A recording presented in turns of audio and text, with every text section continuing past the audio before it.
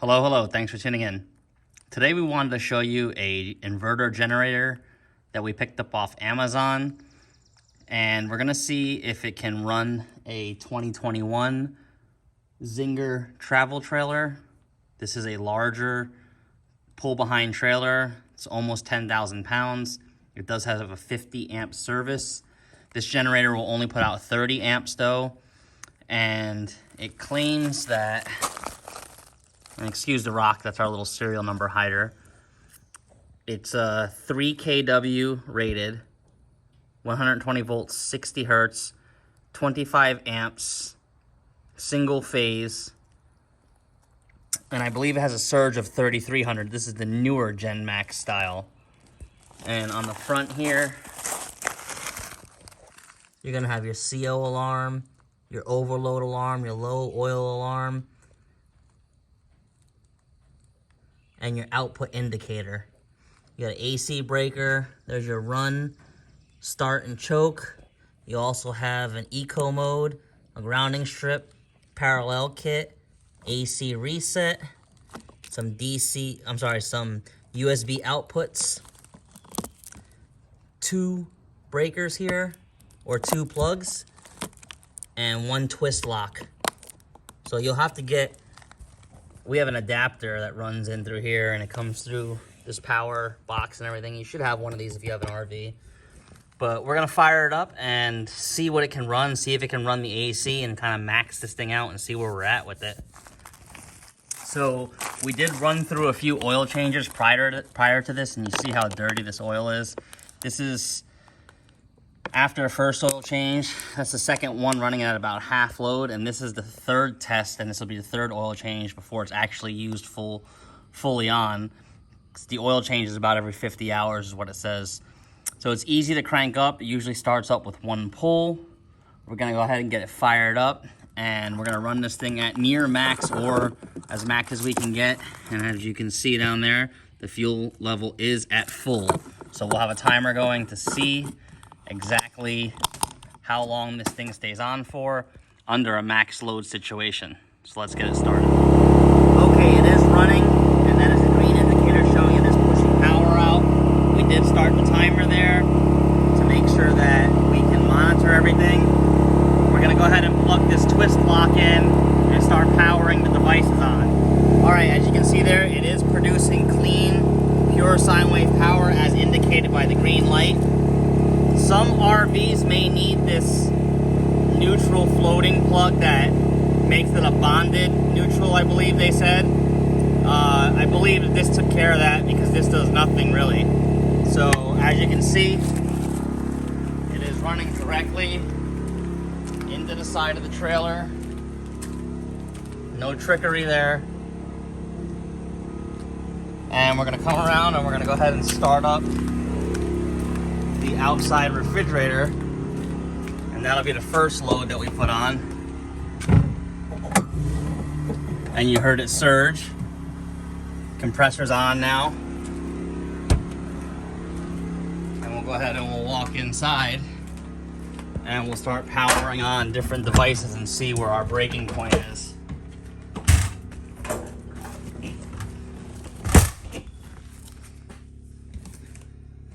Okay, so here we have the control unit. You see the battery is fully charged because the generator is running.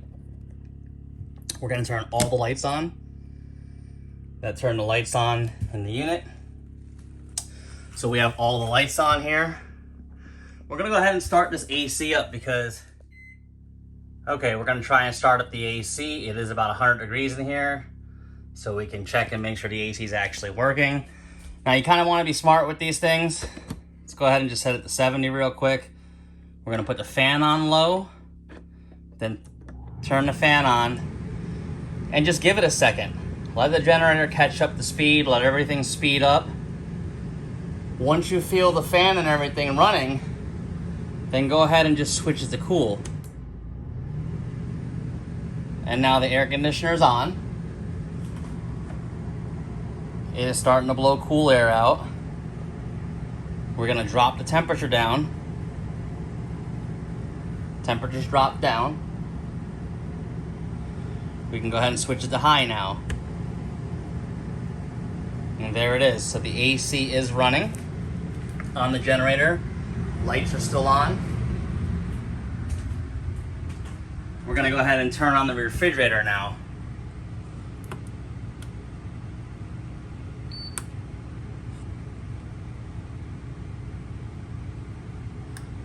All right, the refrigerator just clicked on. So the refrigerator's on now. And the big question of the day is, can you use the microwave with the AC going? So let's check.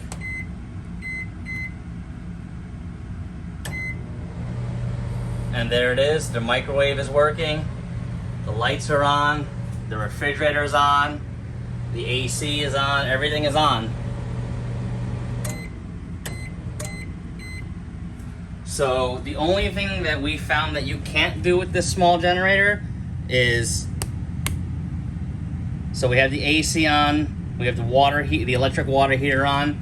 You will not be able to run the AC, electric water heater, and the microwave at the same time. The wattage is way too high. But for a small portable unit, running the AC, that's really all you want to do. And this is a Coleman Mach series AC. And again, this is on a 2021 Zinger. So we'll go ahead and we're just gonna let everything run for a while and see how long this will run for. And see, they say it's 4 hours on 50%, so this thing is close to maxing out. So if we get 2 hours off a gallon of gas, we'll be good. So we'll check back in periodically. Okay, we are coming up on 30 minutes in, and the temperature has dropped about 10 degrees in here. So it's doing well, and the TV's on, all the lights are still on. So once it drops down to about, well, I don't know, 80 degrees in here, we'll go ahead and turn on the hot water heater again and put a bigger load on it and see what happens. All right, we're about an hour and 10 minutes in. Drop the temperature about 20 degrees. Again, the TV and everything is still on. So we're gonna go ahead and turn on the hot water heater to act as if somebody was gonna be using it. And you see both are on now. I heard the generator kick up, so we'll just sit here and let it continue to run. Okay, and it seems the generator shut down at the 1 hour and 30 minute mark. So let's go out there and see what happens. Oh well, it looked like it overloaded. Maybe it. There, it goes right back on.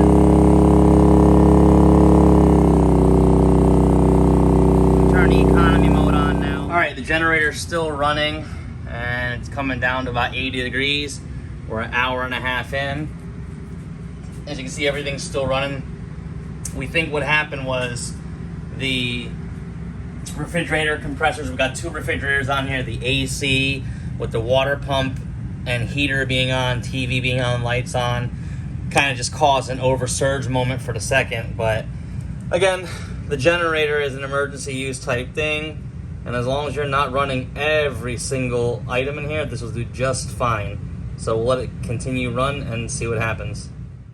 All right, 1 hour, 45 minutes in. So that seems about right. They said 50% load will run for 4 hours. This thing was near maxed out load, and we got almost 2 hours. So we'll go over to look at it and talk about it. Okay, so the GENMAX GM3300i with the RV hookup, travel trailer hookup. This thing does great, honestly. We weren't expecting it to run the AC or anything like that, but if you're smart with your power consumption, you can run the AC and the microwave, the TV, the lights all at the same time. We did have a small power blip, and I just believe that's because everything decided to cycle on at once, as far as the 2 refrigerator compressors, the AC compressor, and it surged it a little higher than the 3300. But if you're running everything on low and just watching your power consumption, this thing does excellent. For the price at around $600, $650, we believe is what it costs. The weight is around 50 to 60 pounds. It is a small size generator. You're not gonna get a better generator this small of a package, this weight, for this price. So yeah, definitely a good buy if you're looking for a good generator to run your travel trailer. this might be a good option for you, and it can parallel with another one if you need bigger, more demands for like a fifth wheel. So we hope this helps. Thanks for watching. Please subscribe.